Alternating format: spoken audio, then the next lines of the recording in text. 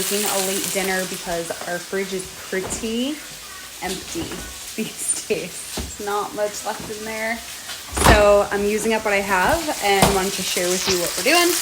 I'm making a chicken and mushroom dinner with cauliflower and gnocchi. So just real quick, I salt and peppered the chicken thighs on both sides and cooked them for about 3 minutes each. I'm gonna pull those off just in some olive oil.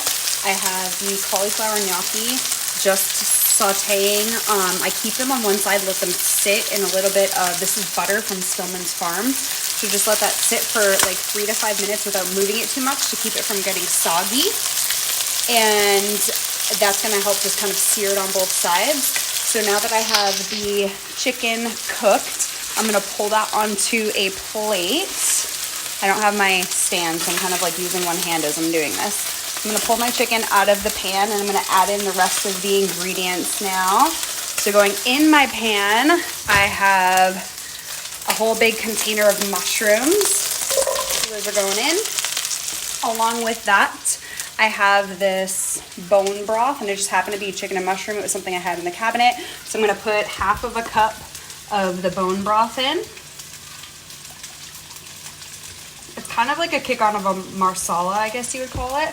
So I have half of a cup of bone broth going in the pan.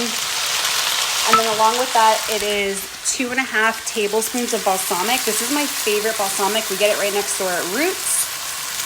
So I put about 2.5 tablespoons of balsamic. I'm just kind of winging that one. And then the last two ingredients are going to be some garlic. I'm just using minced garlic because that's what I have. So I'm going to use about a teaspoon of minced garlic in the pan. And then the last thing is thyme. And if you have fresh thyme, that would be even better. I'm just using dried thyme because, again, it's kind of like the end of quarantine week here before I go grocery shopping. So some dried thyme is going in, and I'm just going to saute those mushrooms for about 5 minutes until they start to get soft. While my gnocchi is just sitting and cooking over here. And then after the mushrooms have softened up and kind of sauteed a little bit, I'm gonna put the chicken back in the pan and let it saute with the mushrooms and the sauce for about 10 minutes to finish off cooking. After I've checked these cauliflower gnocchi, which are starting to crisp up a little bit, I'll flip those over and let them cook for another 5 minutes or so.